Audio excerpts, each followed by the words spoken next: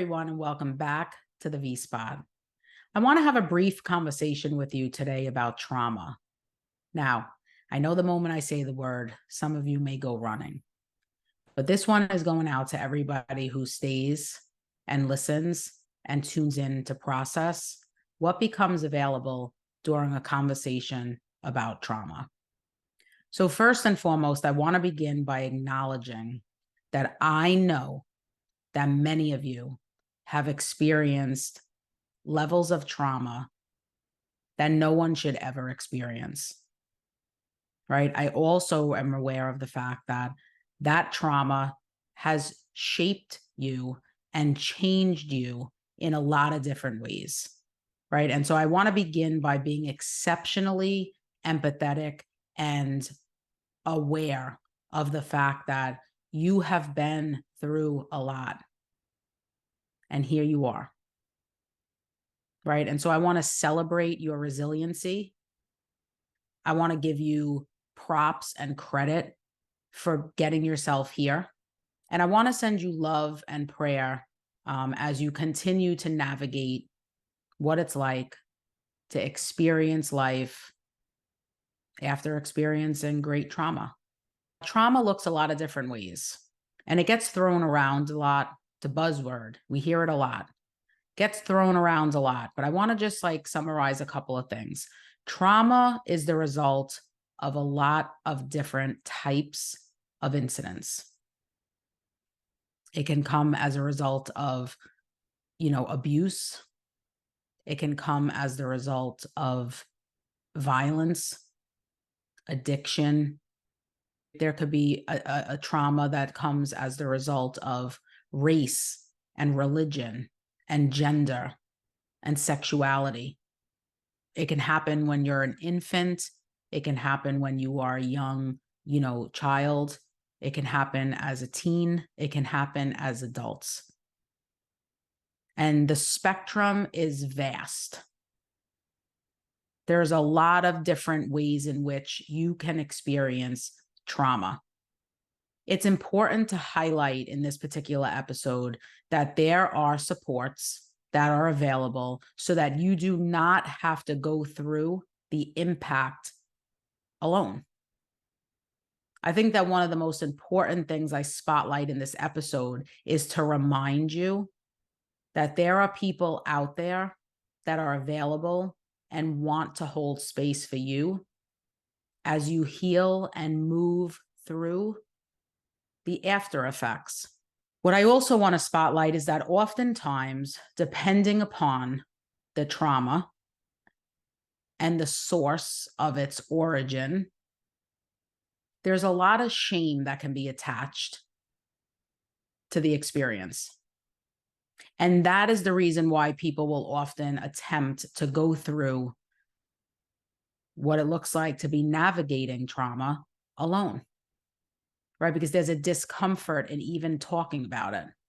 And so if you are someone who up until now has found it difficult to express, don't feel comfortable to share, I want you to know that you're not alone. And I want you to know that support does exist. Safe spaces exist where you get to process and feel seen, supported, heard, and cared for in a way that you may not even think to be possible. There's no right or wrong way to navigate life after experiencing trauma. No one has to understand or make sense of your trauma. This is not for everyone else to get. The most important piece here is that you feel supported and you feel understood and you come to learn you.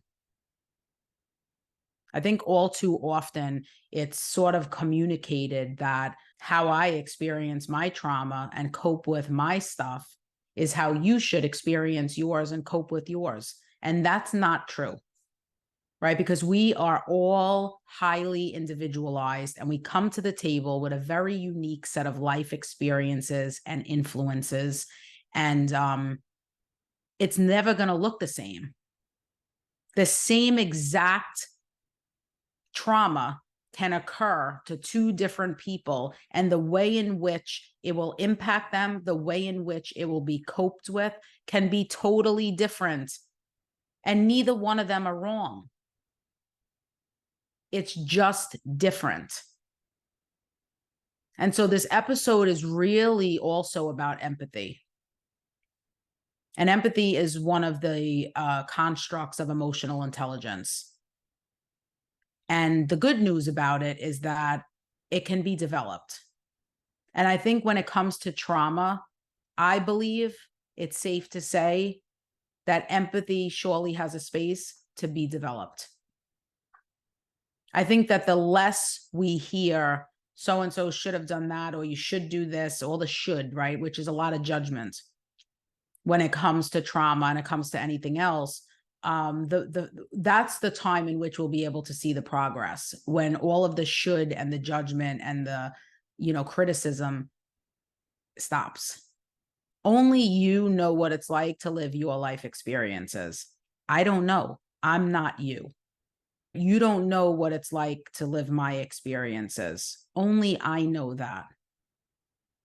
And so there's no one size fits all when we're navigating trauma, but it's important to navigate it. And I know that that may come with like varying opinions because it's challenging. It's painful. It's unsettling, right? It can be triggering. But what I also know to be true is that that's happening anyway, whether you're consciously and like intentionally processing or not. All of those things are happening anyway.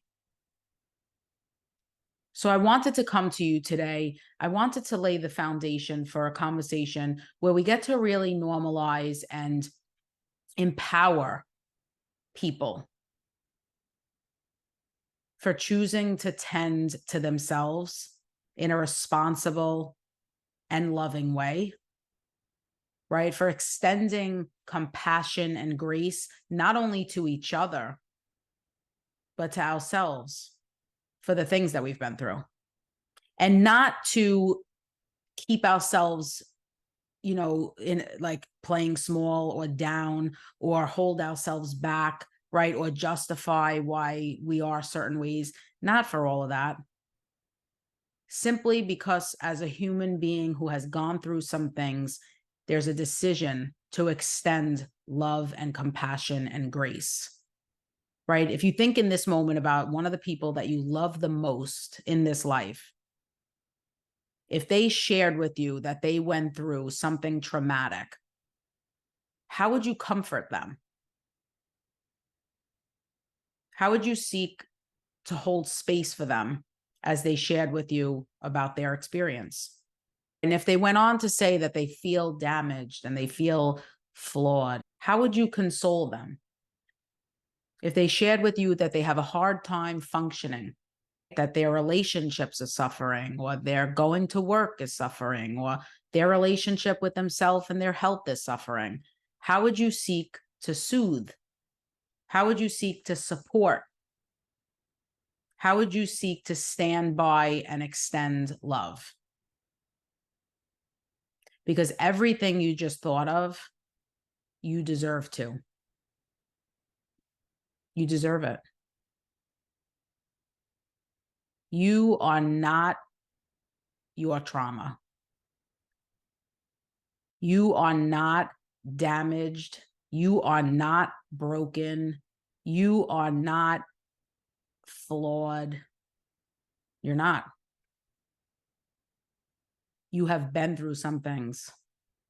And for some of you, you have been through a lot of things. All of which make you stronger. All of which give you an access to humanity that makes you different, right? Because you get it. So I wanted today to be a moment to come together, to shine the light on trauma, to normalize speaking about it, to be conscious and consistent about extending love and compassion to those experiencing it, to refrain from judgment and should about how anybody should navigate their process, and to really encourage support. Because a healthy level of processing allows for a healthy level of processing. And when you look to some of the people that you are most inspired by, right? Some people with some of the most difficult life experiences behind them, they have processed their trauma. In many ways, they have used it to propel them forward in ways that they maybe would never have been able to be forwarded.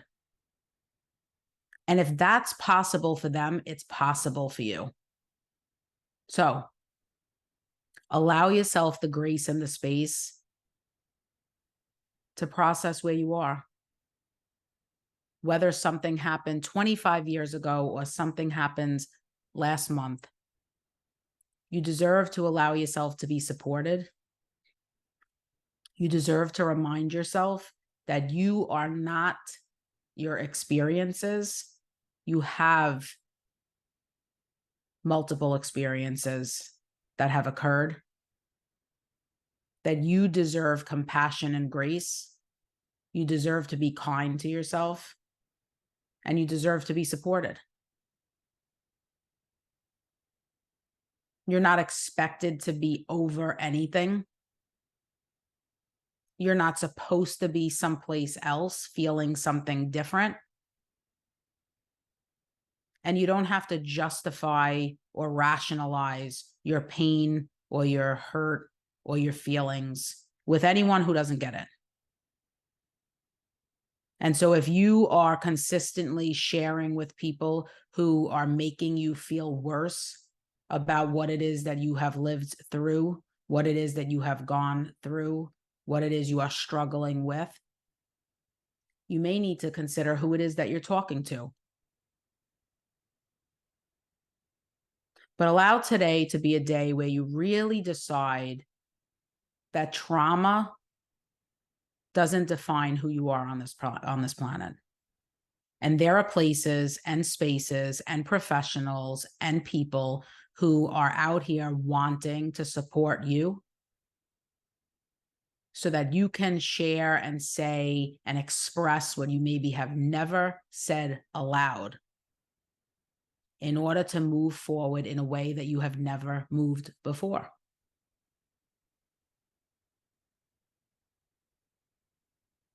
But this conversation needs to happen, and it needs to happen more often, because I think that there's this continued, at least I have seen it and heard it, this continued like, come on, it's enough now, move forward. And I think that that's judgmental and insensitive and doesn't work. And I don't want the V-Spot or intentional healing and wellness to be a space, or a platform that doesn't encourage letting things take time. Let it take time. You are exactly where you are to be.